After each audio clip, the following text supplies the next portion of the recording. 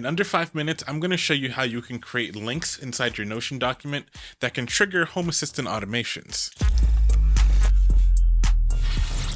Okay, so take a look at this document here. We have these links, and all of these links are simply hyperlinks that will trigger and open a web page. As you know, within Home Assistant or Notion, you can create automations that get triggered via webhooks. So in this case, these webhooks are attached to my Node-RED instance. And whenever we hit these particular endpoints, this will trigger a particular automation within Node-RED. If you want to learn more about webhooks and how this works within Home Assistant and Node-RED, you can check out this video here or check the links in the description. We're going to inject links into this document. First, we're going to do this manually, and then we're going to do this via an automation. The manual way is to simply just create some kind of link. So in our case, let's just put example text, and then we're going to make a hyperlink. This is the IP to my Node-RED instance. I can create any type of endpoint that will be triggered and viewed within my Node-RED instance. So let's just say test for now. And for good measure, I'm going to add in here our query params. This will give your automation some kind of dynamic input, so you can use one automation for many different things. So let's just say the key is going to be key equal to, and then hello. Enter. All right, so now we have this link that's going to this particular URL. Let's see what this looks like in Node-RED, or how you would set this up in Node-RED. All right, so we're just gonna go to the bottom here. So this is an HTTP in node. You're gonna need the response node. So we're just gonna connect this together, and then we're gonna get the debug.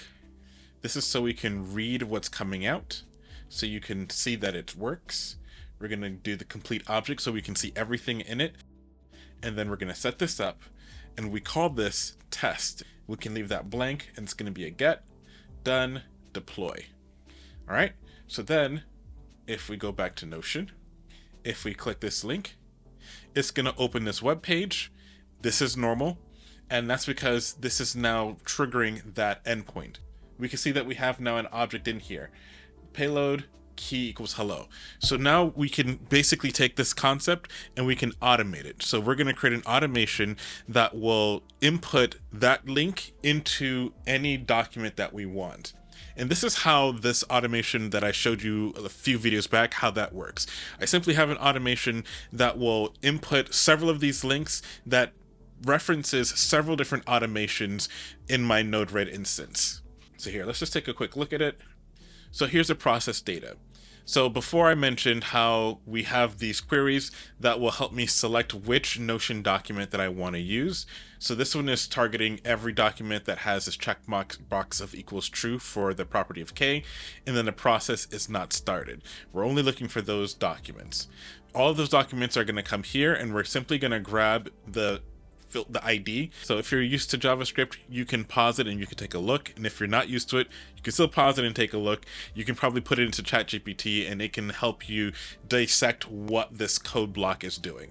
So just to kind of go through it, we are storing an array of these IDs into this particular key called block ID. So we're going to be getting the children, which is all of the information or the document information for that particular page. If you want to know more about these Notion blocks, again, I have a link in the description that talks about how these Notion blocks work, how to set it up. It gives you a kind of a crash course as to how you can update documents via an automation. So the next one afterwards is this block right here. And this right here is the main part that inputs all of that information into it. In my case, what I'm doing is I'm inputting several links. Every link here represents a link that we saw on this page here. So there should be 5 links. We have transcribe, revise, title and thumbnail, draft blog, draft email. I have the URL, which is the IP address of my Node-RED instance. I have the endpoint, transcribe, revise, and I have right now the query param, and this is inputting the block ID. This is how my automations know which document triggered the automation and which document it should update. So all of these links are added to the children, and which is added to the payload, And the following node is the append node, which will then append all of those links into the given documents. So for every document or block ID that I had, it's going to input all of those links into each one of those.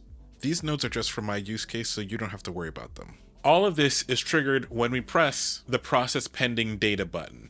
Wait, do you know how the process pending data button works? If not, you probably want to watch this video where I explain it. If you want to learn about other ideas that leverage this type of technique, watch this video.